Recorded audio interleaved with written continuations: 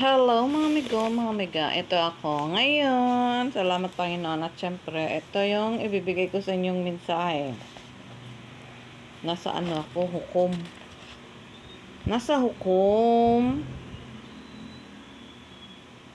Ano to, hukom 8. Nasa hukom 8. 34 and 35 babasahin ko sa inyo ha. Hindi na sila naglingkod kay Yahweh na nagligtas sa kanila sa mga kaaway. 35.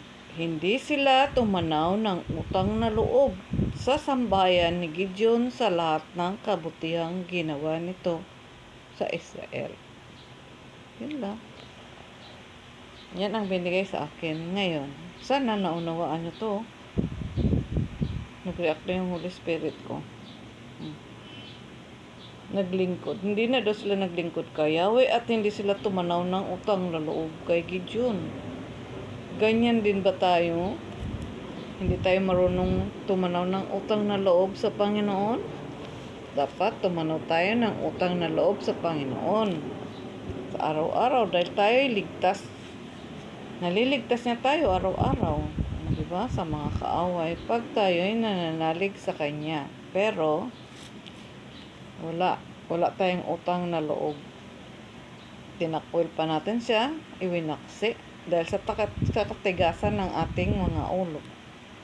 Yun nga si Gideon, no? Lahat ng kabutihang ginawa nito sa Israel, pero wala silang utang na loob. Nakasulat na to noon pa, oh. Ganon din ang batas ng Panginoon para sa atin. Dapat tumanaw tayo ng utang na loob sa Panginoon, sa magulang natin, sa mga tumutulong sa atin. Ganyan tayo dapat. Yung iba walang utang na loob. Yung mga anak, may mga anak na walang utang na loob sa kanilang mga magulang, nilalapastangan yung mga anak nila, ay mga magulang nila. May mga ganong sitwasyon. Simula pa noon hanggang ngayon. Di ba? Ang dami-daming ganitong mga pangyayari. Bawat pamilya, sa magkapatid, may mga ganon. Pero ang pinaka dapat nating tanawan ng utang na loob, ang Panginoon, hindi ang ating kapwa. Ang Panginoon muna bago tayo tumanaw ng utang na loob sa ating kapwa. Ang sa Panginoon, dahil hindi tayo mabubuhay ngayon kung hindi sa Kanya nagmula ang lahat ng ito. Ang ating hininga, ating pagkatao, ang ating mga dugo na nananalaytay sa ating katawan, ating balat, laman, loob, mga tadyang. Sa Kanya nagmula to lahat. Hindi to nagmula sa kalaban niya. Kaya doon tayo tumanaw ng utang na loob sa Panginoon. Ayan, nakasulat oh. Totoo nga, di ba? Meron dapat tayong magtanaw ng utang na loob sa Panginoon. Hindi. Dito nga si Gideon, binigyan ng example. Yung mga sambayan niyan, walang utang na loob. Tayo pa, no? Tayo pa sa Panginoon, sa ating kapwa, una-una sa lahat sa Panginoon. Dahil wala tayo dito ngayon kung hindi sa pamamagitan ng kapangyarihan ng Panginoon, wala tayo ngayon, di ba? Binigyan tayo ng pagkakataon simula nung si Noe, di ba? Ilan sila nabuhay, binigyan sila ng pagkakataon. Sa dami ng tao noon, hindi naniniwala. Sino lang yung naniniwala? 8 lang. Ngayon, kung ilan lang yung naniniwala, 1, 2, 3, 4, 5, o mabuti kung aabot ng 5. Kung pahintulutan ng Panginoon, marami tayong maliligtas. Kung hindi, ilan nga lang lamang ang maliligtas dahil hindi tayo tumanaw ng utang na loob, hindi tayo nagsisi, hindi tayo nagbalik loob sa Panginoon. Ang gusto ng Panginoon sa atin, magsisi tayo. Gusto niya, maligtas tayo sa kasamaan, maligtas tayo sa lahat ng kapalaluan. Gusto niya, mabuhay tayo. gusto niyang magbago tayo, magsisi, magbalik loob sa Kanya. Dahil bukas palad niya tayong tatanggapin. Matagal niya tayong hinantay. Pero tayo lang ang matigas ang ulo. Wala nga naman tayong utang na loob. Dahil matigas nga naman ang ulo, naghimagsik. Kaya tuloy, maganda ang mga kautusan ng Panginoon para sa atin. Binigay niya to sa atin. Nandito na to, noon pa. Pero ngayon, hanggang ngayon, ganun pa rin tayo. Walang pagbabago. Walang pagbabago ang ating mga pagkatao. Ilang henerasyon na ang dumaan. Nag-react tuloy ang Panginoon. Ay, yung Holy Spirit ko, walang pagbabago. Nag-react siya. Totoo nga naman, Hanggang ngayon, hindi nagbabago. Hinaharang pa yung mga salita ng Diyos. Bakit yung hinaharang? Ito na may para sa ating lahat. Ayaw nyo malaman nyo at maligtas tayo sa lahat ng kapahamakan. Ayaw ng Panginoon mamatay tayo sa ating kasamaan. Gusto nga niya tayong lahat ay maligtas. Tigas ng ulo. Matitigas ang ating mga ulo. Tapos tataas yung kilay. Tataas yung kilay kasi nga, ano ba yung mga sinasabi niya? Nandito nakasulat sa Bible. Lakihan natin yung mga mata natin. Gising mo tayo o bulag pa rin ba? Wala tayong awareness pag ganon.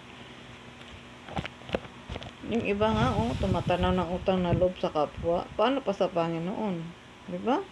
Nag-react tuloy yung Ang Panginoon ang dapat nating tanawan ng utang na loob dahil lahat ng nananalaytayin, lahat ng nakikita natin sa ating mga pagkatao ay galing sa Kanya. Sa Kanya nagmula at balanse niya tong ginawa. Kaya may mata, nakakita ng tama.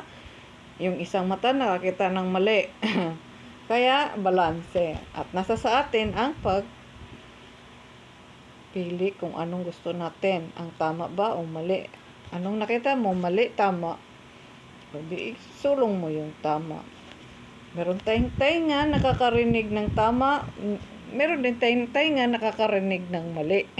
Kaya balanse pa rin, di ba?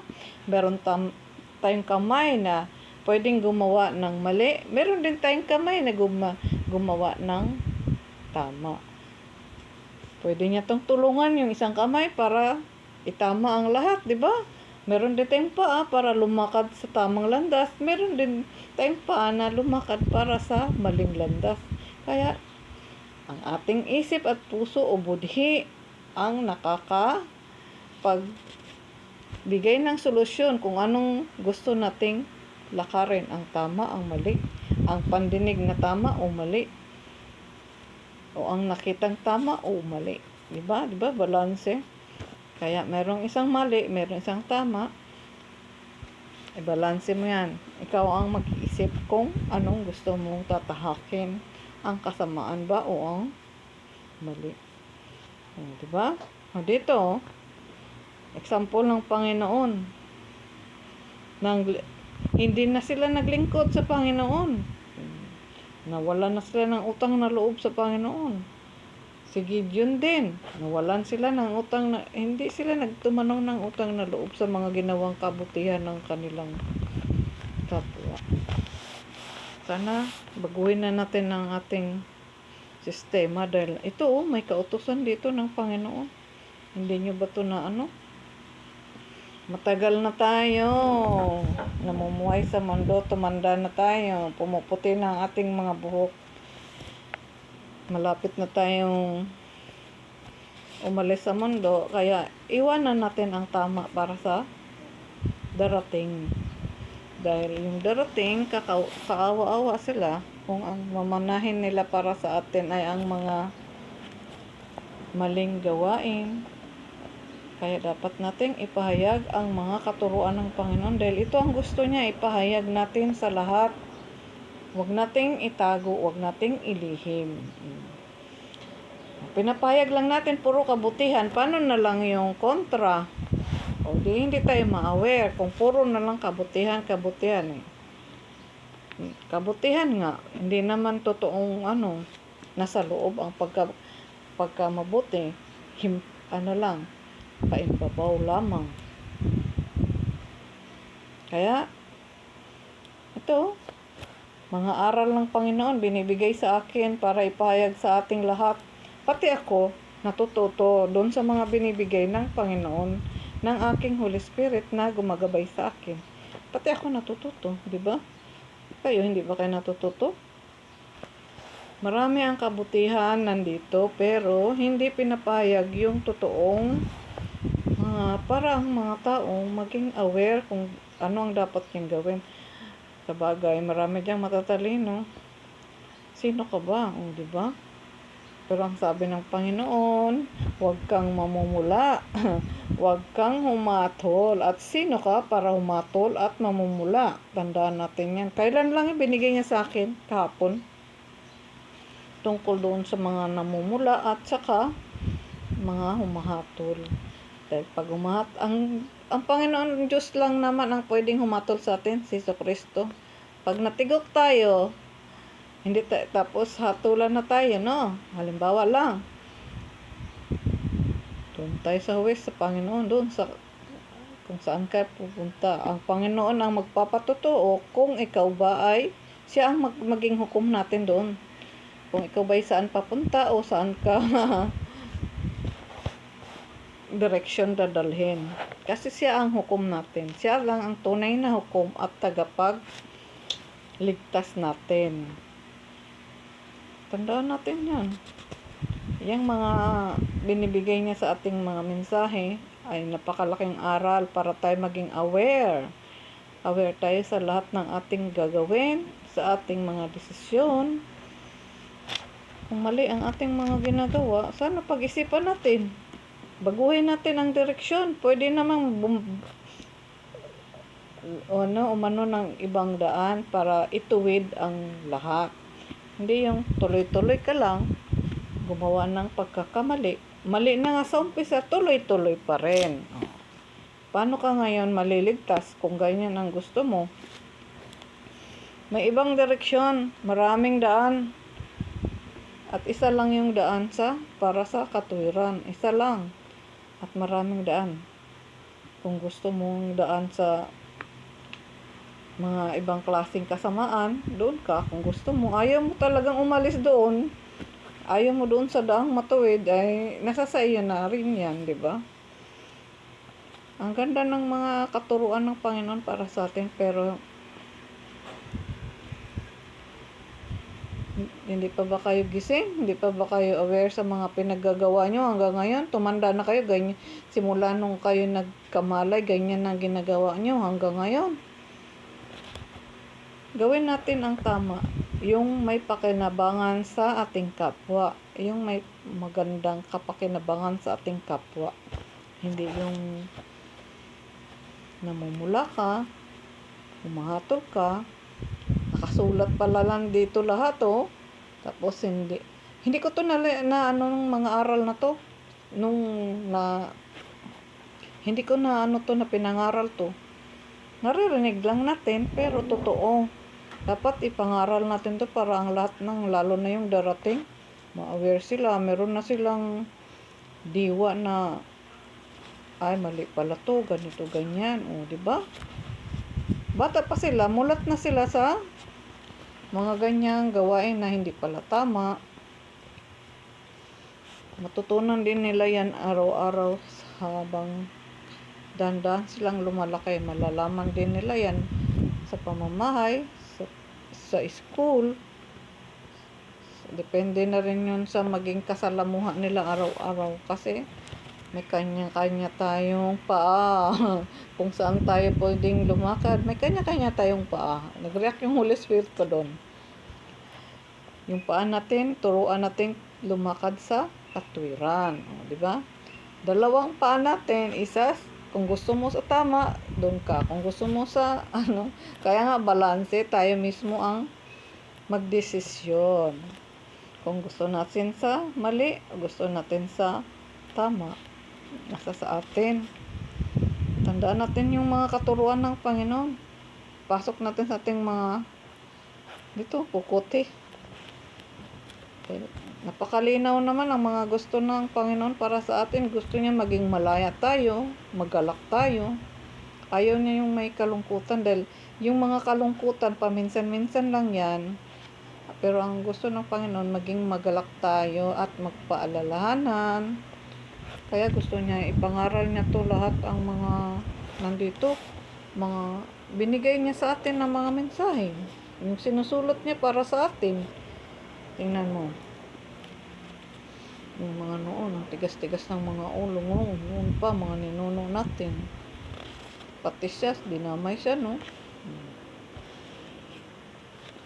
Di pa ba tayo dyan, tulog pa rin ba tayo hanggang ngayon? Maraming kabataan ngayon, ako, grabe. Walang mga utang na loob sa kanilang mga magulang. Kumbaga, parang bang sila ang hari. Sila daw ang hari. Hindi naman tama yung ganun. Natural lang naman magtulungan ang mga mag-anak. Kung mayroon kang budhi, tumulong ka. Kung wala ka namang budhi, huwag kang tumulong. Nasa sa iyo pa rin yun. May mga anak na mabubuti ang puso. May mga anak din naman na iba. Pero, dahan-dahan silang nagbabago habang nagmamature yung iba. Yung iba naman, lalong napalalo. Dahil lalo na pag nag-rock yung Holy Spirit ko doon. Yung dahan-dahan. Dahan-dahan talaga tayong matututo. Lalo na pagka maganda yung sinasamahan mong grupo o kaya yung nasa paligid mo. Yung iba kasing lalo na sa kabataan, may mga barkadang huwag kayong magagalit dahil totoo yan. Nangyayari yan. Merong mga barkada na dinadala ka sa kasamaan, dinadala ka sa mga bad influence, may ganun.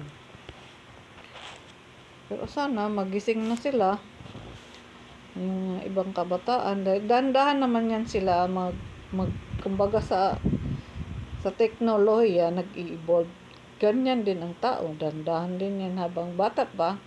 Hindi pa masyado alam yung dahan-dahan matututo talaga sila. Kung tama yung kanilang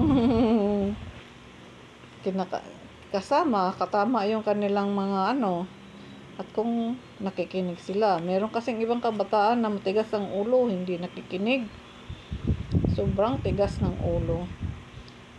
Paraan na lang dyan, ipanalangin sila na hipuin ang puso nila ng Panginoon na baguhin ang sistema ng kanyang pagkatao para yung paraan.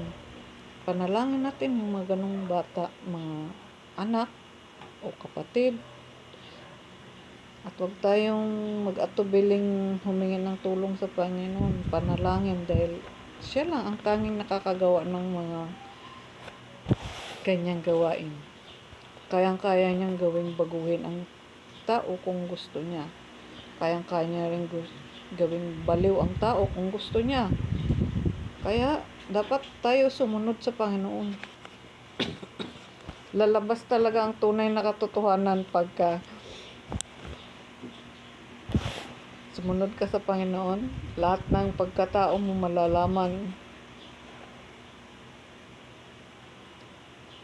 Lahat ng nakatago lalabas. Katulad sa akin, di ba? Maraming tao, may kanya-kanyang taong may nakatagong lihim. May nakatagong lagim. Di ba? Pero lang talaga sa mga taong matuwid. Meron talagang taong matuwid. Yung kumbaga, mula pa pagkabata, ako hindi naman ako matuwid nung pagkabata, dahan-dahan talaga tayong magbabago. Basta nasa tama yung ating sinasamahan, nasa tama yung ating dinudulugan, sinasanggunian. Pag sa Diyos ka dumudulog, sumasangguni, hindi ka niya ipapahamak. Subukan nyo. Walang mawawala sa atin pag sa Panginoon tayo dahil ang Panginoon hindi marunong gumawa ng pagkakamali sa atin. Hindi nanunukso, hindi tumutukso. Tayo lang mismo ang tao ang gumagawa niyan. Dahil nga, yung kalaban niya ang tumatrabaho sa atin. ang kalaban ng Panginoon ang tumatrabaho talaga sa atin para tayo malinlang ng husto. At nag-react siya. Pagka nalinlang na tayo at hindi tayo nag-isip-isip ng maraming beses, ibig sabihin nun, ginusto mo na talaga yon, di ba? Gustong-gusto mo na yung ganong gawain. Mahirap pagka ganon kasi malululong ka talaga sa kasamaan, sa kapalaluan. Kaya ang diablo, kalaban ng Panginoon, akitin ka ng akitin yan. Hanggang sa nakaugat na ng husto at kumalat na yung ugat, nahirapan ka na ngayong bubunutin yon. Nakatanim umugat na, di ba? Umugat na yung kasamaan mo, umugat na yung kapaitan na nangyari sa buhay mo. Mahirap bunutin.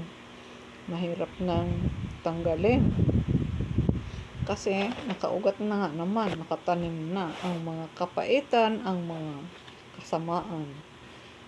Ang solusyon dyan, magsisi ka, magbalik loob sa Panginoon. Para tayo hindi mamatay. Ayaw ng Panginoon mamatay tayo sa sobra nating kasamaan. Binibigyan niya tayo ng chance. Binibigyan tayo ng chance na Panginoon na magbago, magsisi, magbalik loob sa Kanya ng tao sa puso para baguhin, bigyan niya tayo ng bagong pagkatao, bagong puso, bagong isip. Iukit niya sa atin yung mga biyaya niya para sa atin at mabubuhay tayong magpakailanman. Diba? Yan ang mga biyaya niya sa atin. Kung tatanggapin natin, kung naniniwala tayo, kung hindi tayo naniniwala, wala tayong magagawa. May kanya-kanya nga naman tayong paa kung saan natin gusto lumakad, sa tama ba o sa mali. Kaya nga ginawa niya lahat balanse. Tayo mismo ang magdidesisyon. Nasa sa atin ang pagdidesisyon. Kaya binigyan niya tayo ng kalayaan. Anong gusto mong desisyon? Sa tuwid o sa liko? Yun lang, mga gwapo-gwapa. Ito binigay sa akin ngayon. Nakikinig siya. Kasi nakikinig yung Holy Spirit ko. Nagre-react siya kung saan niya gusto yung mensaheng Kaya nilalabas ko rin sa inyo.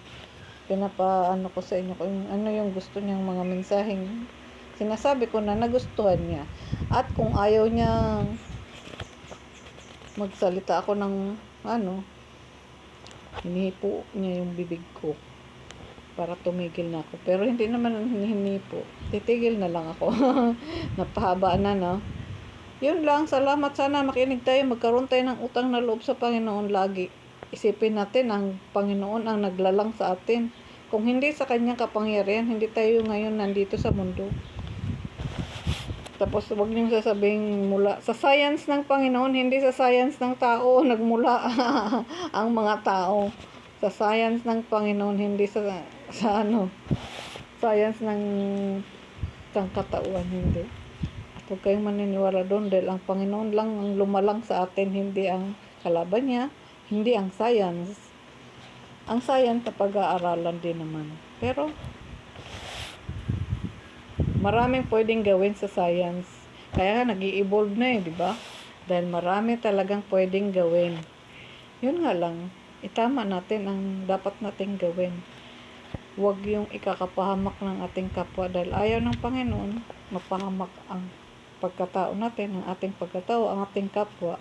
Gusto niya tayong lahat maligtas. Kaya nga naman napapahamak yung iba dahil sa sobrang kapalaluan, sa sobrang ambisyon, sa sobrang pangarap niya na makamit yung gusto niyang abutin. Pag binagsak ka ng 1, 2, hanggang 3 o dagdagan pa, sana tumigil ka na. Tumigil na tayo sa paggawa ng pagkakamali. Dahil ayaw ng Panginoong sumulong ka pa ng sumulong para mapalalo ka ng gusto. Kaya ka binibigyan niya ng chance. Kana-kana binababa sa mga ganyang gawain para maligtas ka. Ayaw ng Panginoong mapahamak ka. O ayaw ng Panginoong mamatay ka, di ba? Kaya baguhin natin ang mga direksyon na ikakaayos ng lahat, kakatuwid ng lahat, at ikakapakinabangan ng lahat. Yun lang. Mga amigo, mga amiga, gwapo-gwapo, salamat po kung kayo nakikinig. Tandaan natin ang mga kautusan ng Panginoon para sa atin.